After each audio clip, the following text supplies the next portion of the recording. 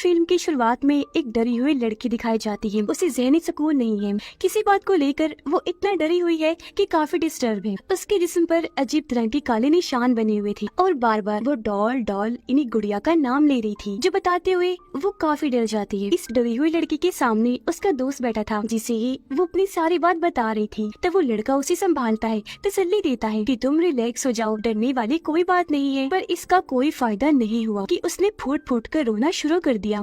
और फिर तभी उसे अपनी दोस्त के पीछे एक बच्ची जिसने सफेद रंग के कपड़े पहने हुए थे उसकी आत्मा दिखाई देती है, जिससे वो और डर गई, अपना कंट्रोल खो देती है। इसीलिए वो एक फॉक यानी कांटा लेकर अपने गले में घुसा लेती है। तेजी से उसका खून बहने लगा, जिससे वहीं उसकी मौत हो जाती है। यहीं पर एक डॉल भी पड़ी हुई थी, उसे दिखाकर ये सीन इधर ही कट हो जाता है।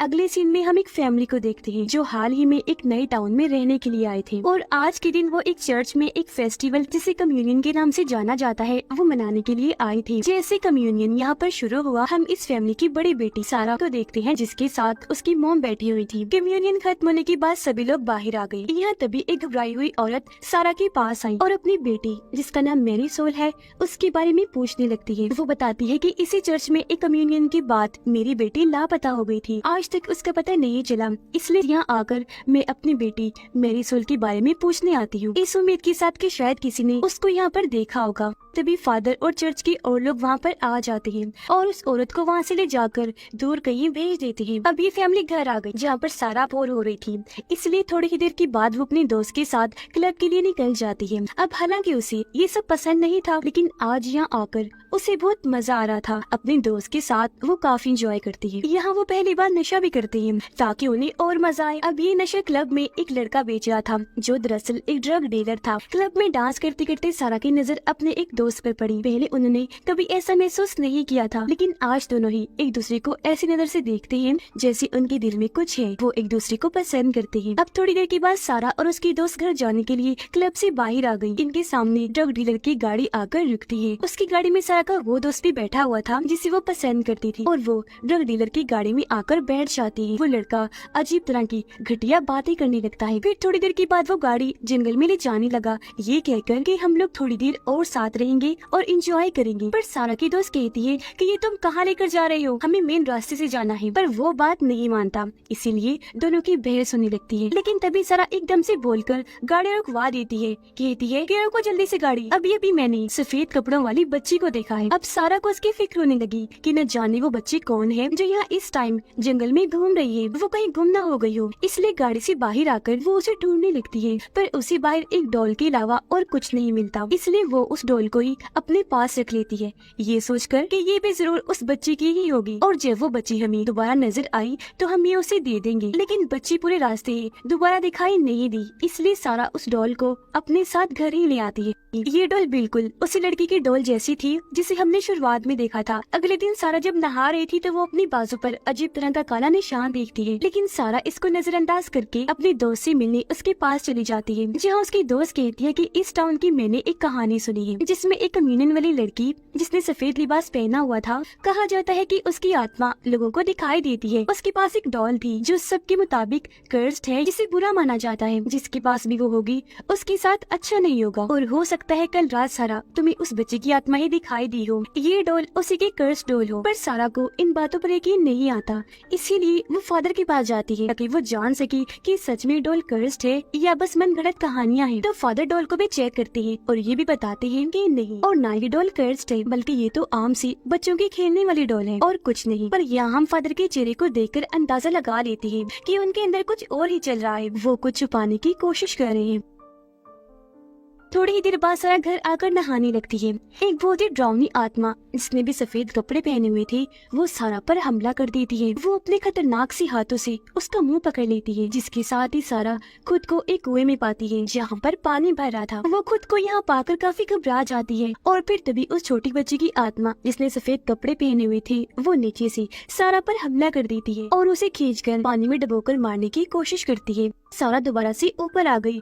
डर की वजह से वो चिल्लाने लगती है। जहाँ तभी बाथरूम में आकर उसकी मोम डैड सारा को संभालती है, जो चिल्लाने के बाद बेहोश हो गई थी। उसके मोम डैड उसे होश में लाते हैं और अब उन्हें सारा की ये हालत देखकर गुस्सा आ जाता है। वो उस पर शक करने लगे थे कि ये जरूर नशा करने लगी है, इसी वजह से बेहोश हो गई थी। वहाँ से निकल जाती है अपने दोस्त के पास आने के लिए। उससे मिलकर सारा इस सब के बारे में उसे बताती है और अपने बाजू का निशान दिखाते हुए कहती है सब कुछ उल्टा सीधा भी हो रहा है। निशान तो वक्त के साथ साथ बड़ा होता जा रहा है, जिस पर यहाँ उसकी दोस्त भी हैरानकुन जानकारी देती है कि बिल्कुल ऐसा ही निशान मेरे कंधे पर भी बना हुआ है, जो कहकर वो सारा को भी अपना कंधा दिखाती है। अब यहाँ इन दोनों को लग रहा था कि ये जरूर उस ड्रग डीलर के घटिया नशे के साइड इफेक्ट्स हैं, यानी उस ड्रग की वजह से हमारे जिस्मों पर ये निशान पड़ रहे हैं। इसीलिए दोनों ड्रग डीलर से मिलकर उसे इस सब के बारे में बताती है। तब वो कहता है कि ऐसा नहीं हो सकता, मेरे नशे में कोई खराबी नहीं, हालांकि मैं खुद भी ये नशा करता हूँ, लेकिन मुझ पर तो कोई निशान नहीं बना। पर यहाँ हमें पता चला कि ड्रग डीलर असल में झूठ बोल रहा है, क्योंकि जैसे वो दोनों वहाँ से गए, ड्रग डीलर अपने सीने को चेक करता है, जहाँ भी वो निशान बना हुआ था और तो और काफी बड़ा हो रहा था। अब सारा की दोस्त घर आ गई। उसकी डैड को शराब की बुरी लत है, वो हर वक्त नशे में रहने की वजह से अपनी बेटी के साथ बहुत बुरा सलूक करती है, यहाँ तक कि उसे मारती भी है। इसी वजह से वो अपना ज्यादा वक्त घर से बाहर ही गुजारती है। थोड़ी देर बाद वो घर से निकलकर एक बार में गई और जब वहाँ की वॉशरूम में जाती है तो उसके साथ भी सारा जैसी डरावनी चीजें होना शुरू हो जाती है, जैसे कि वो भी वहाँ उस आत्मा को देखती है जो उसे अजीब हरकतें करके डराने की कोशिश करती है।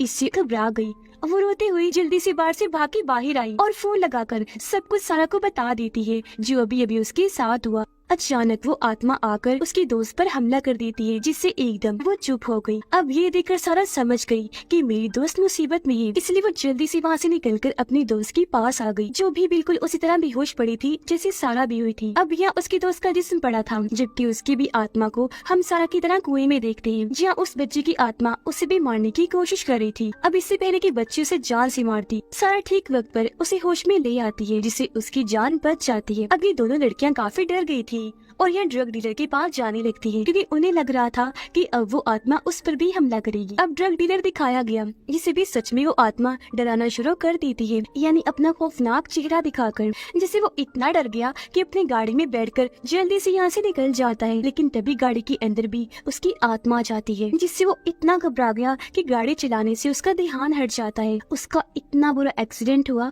कि मौके पर ही उसकी मौत हो जाती है, इसलिए काफी डरी हुई थी और रोने लगती है। उन्हें कुछ समझ नहीं आती कि क्या करें। वो अपने उसी दोस्त के पास जाती है जो सारा को पसंद करता था और उसे वो सब कुछ बता देती है जो उनके साथ हो रहा था। वो यहाँ इन्हें बताता है कि सालों पहले बिल्कुल ऐसा दो लड़कियों के साथ हुआ था जो बहनें थीं। उन्हें भी ये डॉल मिली थी, जिसके बाद उन लड़कियों के साथ कुछ ऐसा हुआ कि उन्होंने अपनी जान ले ली। अब यहाँ उनका दोस्त उन्हें दो बहनों के बारे में बात कर रहा था जिन्हें हमने शुरुआत में देखा, इन्हीं वो डरी हुई लड़की और उसकी बहन। अगले ही दिन ये तीनों उस डरी हुई लड़की के दोस्त से मिलने के लिए चले जाते हैं, जहाँ वो बताता है कि हाँ उन दोनों बहनों ने खुद अपनी जान ली थी, जिसके बाद ये डॉल उनके पास से अपने आप ही गायब हो गई। यहाँ इनको ये बात भी कंफर्म हो जाती है कि सारा के पास जो डॉल है ये वही डॉल है जो उनके पास भी थी, जिसकी वजह से वो आत्मा सबके साथ ऐसा करती है। ये चारों काफी घबरा गई और फादर के पास जाते हैं, लेकिन जब ये चर्च पहुँची तो वहाँ फादर तो नहीं थे, बल्कि इन्हें वहाँ काफी साल पहले 1998 की कम्युनियन वाली रील मिल जाती है, जिसे चलाने पर ये मैरी सोल नाम की एक बच्ची को देखते हैं जो उस वक्त कम्युनियन का हिस्सा थी और उसके हाथ में यही वाली डॉल थी, जिससे यहाँ ये बात सामने आई कि बच्ची की आत्मा असल में मैरी सोल की आत्मा है। अब यहाँ सारा को उस औरत के बारे में याद आया जो कम्युनियन वाले दिन चर्च के बाहर अपनी बेटी मैरी सोल को ढूंढते हुए आ गई थी, और मैरी सोल क्योंकि उस औरत की बेटी थी इसलिए ये तीनों अब उससे मिलने का फैसला करते हैं। पर यहाँ इन तीनों पर वो आत्मा दोबारा हमला कर देती है और इस बार वो डराने के लिए सारा के दोस्त को चुनती है, क्योंकि बस वो ही रह गया था और अब बारी उसी की थी। जिससे यहाँ हम समझ पाए कि उस रात ये चारों ही गाड़ी के अंदर थी, यानी सारा, उसके दोनों दोस्त और ड्रग डीलर और डॉल, क्योंकि चारों को ही मिली और दिखी थी इसलिए उसी वक्त ये चारों ही चुन लिए गए थे, यानी उस आत्मा की नजरों में आ गए थे। जिसके बाद आत्मा सारा और उसकी दोस्त पर हमला करके दोनों को अलग अलग कमरों में फेंक कर वहीं पर बंद कर देती है। जहाँ सारा बंद थी उस कमरे में वो फादर की लाश को देखती है, जिनके भी हाथ पर वही निशान बना हुआ था, यानी कि उन्हें इस आत्मा ने ही मारा था। वो आत्मा अब सारा के दोस्त को मारने की कोशिश करती है। यहाँ उसे बेहोश कर दिया था और उसकी आत्मा को कुएं में ले जाकर डुबोने की कोशिश कर रही थी। पर ठीक वक्त पर यहाँ वो दोनों आकर अपने दोस्त को होश में ले आती है और ऐसे उसकी जान बचा ली जाती है। उनके इस दोस्त के ऊपर भी बिल्कुल वैसे ही निशान बन गए थे। मैं जल्द से जल्द मेरी सोल की मोम के पास जाना है, पर तभी यहाँ सारा के दोस्त के डैड आ जाते हैं और क्योंकि वो कॉलेज नहीं जा रही थी इसीलिए वो उसे काफी डांटते हैं। वो फिर से उसे पीटने लगती है, जहाँ वो आत्मा भी दोबारा से सारा की दोस्त को डराकर उस पर हमला कर देती है। पर इस बार वो खुद को बेहोश होने से तो बचा लेती है, लेकिन डर की वजह से उसने अपने डैड पर चाकू से वार कर दिया था, जिससे दुखी होकर वो काफी रोने लगी। अब सारा और उसका दोस्त मेरी सोल की मोम के पास पहुंच जाते हैं, मेरी सोल के बारे में पूछती है और अपना अपना वो निशान भी दिखाती है, जो देखकर वो औरत समझ जाती है कि जो कर्ज मेरी बेटी पर था वो अब इन लोगों पर भी आ चुका है। बताती है कि मेरी बेटी के जिस्म पर अचानक से इस तरह के निशान बनने लगे थे, जिस वजह से हर कोई उसे दूर भागता था और उसे प्यार नहीं करता था। वो हालांकि बच्ची थी, जो प्यार उसे चाहिए था वो उसे कभी नहीं मिला। कम्युनियन वाले दिन भी सब उसका मजाक बना रहे थे, इसलिए वो रोते हुए वहाँ से भाग गई, जिसके बाद कभी लौट कर नहीं आई। उसकी मोम रोने लगी। तब सारा उन्हें तसल्ली देती है कि आप घबराएं नहीं, अगर मुझे आपकी बेटी की आत्मा दोबारा मिली तो मैं उसे जरूर प्यार करूंगी। जो कहकर ये दोनों यहाँ से चली गयी। अब इनसे मिलने सारा की दोस्त आई, जिसके बाद ये तीनों उस आत्मा की तलाश में निकल जाती है। जैसे एक वीरान जगह पर पहुँचे, बच्ची की आत्मा दोबारा से इन पर हमला करने लगी और बार बार मारने की कोशिश करती है। वो फिर सारा पर हमला करती है और उसे खींचकर दोबारा से उस कुएं में ले आई। सारा के सामने उस बच्ची की आत्मा थी, सफेद कपड़ों में, जो अब धीरे धीरे उसकी तरफ बढ़ने लगी। लेकिन यहाँ वो सारा की जान लेने, उसे तकलीफ देने की बजाय उसके गले से लग गई। ये देखकर सारा घबरा तो गई, लेकिन तभी उसे इस बच्ची यानी मेरी सोल की मोम की बातें याद आने लगी कि उसे प्यार कभी नहीं मिला, क्योंकि उस वक्त हर कोई उसे दूर रहता था, प्यार नहीं करता था, क्योंकि उसका पूरा ही जिस्म निशानों से जो भर गया था। यहाँ तक कि कोई भी उसे छूने से भी डरता था। तो अब यहाँ सारा समझ गई कि मेरी सोल चाहती थी कि लोग उससे बिना डरे उससे प्यार करें, इसलिए मेरी सोल को भी वो गले से लगा लेती है। लेकिन तभी उस कुएं में पानी भरने लगा, इसमें सारा डूबने लगती है, लेकिन वो फिर भी मेरी सोल को नहीं छोड़ती, उसे गले से लगा के ही रखती है। अब ये चीज उसकी आत्मा ने देख ली थी, इसलिए वो खुद ही यहाँ से चली जाती है। और अब सारा के हाथ में उसका स्केलेटन इन्हें ढांचा आ गया था, जिसकी फौरन ही बाद सारा कुएं से बाहर आ गई और अब उन्हें लग रहा था कि सब ठीक हो गया है। ये तीनों गाड़ी में बैठकर यहाँ से चले जाते हैं। दोनों लड़कियां किचन में जब अपने लिए कुछ बना रही थी तो कमरे में वापस जाने पर सारा देखती है कि उसकी छोटी बहन ने उस डोल को हाथ में पकड़ा हुआ है। तब सारा जल्दी से वो डोल उसके हाथ से छीन लेती है, लेकिन हैरत, वो निशान अब उसकी छोटी बहन के भी हाथ पर बन गया था, जो देखकर सारा सोच में पड़ जाती है कि ये कैसे मुमकिन हो सकता है, क्योंकि बच्चे की आत्मा तो जा चुकी थी। उसकी आत्मा को सुकून मिल गया था क्योंकि सारा ने उसे प्यार जो कर लिया था। लेकिन तभी वहाँ कमरे में अजीबोगरीब डरावनी चीजें होना शुरू हो जाती है, जैसे कि लाइट्स जल बुझ रही थी और बेड अचानक से ऊपर उठा और फिर दूर जाके गिरता है, जिसके साथ ही कमरे के एक कोने से एक डीमन यानी शैतान की जैसी आत्मा बाहर आती है। और अब इसी के साथ कहानी मेरी सोल के पास्ट यानी माजी में चली जाती है, जहाँ हमें पता चला कि ये डोल असल में मेरी सोल की भी नहीं थी, बल्कि उसे तो ये कुछ जंगल में से मिली थी जब वो खेल रही थी। उसने जैसे डोल को हाथ में लिया तभी से उसके जिस्म पर ये निशान बनना शुरू हो गई थी, यानी कि ये डोल काफी पहले से ही कर्ज थी। जो इस डोल के अंदर था वो कोई आम आत्मा नहीं थी, बल्कि वो था एक डीमन, एक खतरनाक शैतान, जो कि सभी को ऐसे मारता है। इन्हीं डोल के जरिए पहले उन्हें कर्ज करता है, फिर उन्हें बेहोश करके आत्मा को ले जाकर उनकी जान लेता है। मतलब कि एक बार अगर इस डोल को किसी ने छू लिया तो इसके अंदर का शैतान उसको कभी नहीं छोड़ेगा। और अब खतरा सारा की बहन को था। यहाँ ये बात भी साफ हो गई कि किसी को भी मेरी सोल ने नहीं मारा, बल्कि वो तो हर बार सभी को इसलिए नजर आती थी क्योंकि वो यहाँ इन्हें समझाने आया करती थी कि उस डोल से दूर रही और इस निशान की वजह से नफरत ना फैलाएं, इस तरह के वहम से दूर रही और सबको प्यार करे अपनाएं, जो प्यार उसे कभी नहीं मिला था, क्योंकि यहाँ पर वो सब कुछ डीमन कर रहा था और उसने मेरी सोल पर बस अपना कंट्रोल किया हुआ था। और अभी कष्ट तब तक चलता रहेगा जब तक कि इस डोल को तबाह न किया जाए। इस ड्राउनी एंडिंग के साथ ही इस फिल्म की कहानी यहीं पर खत्म हो जाती है।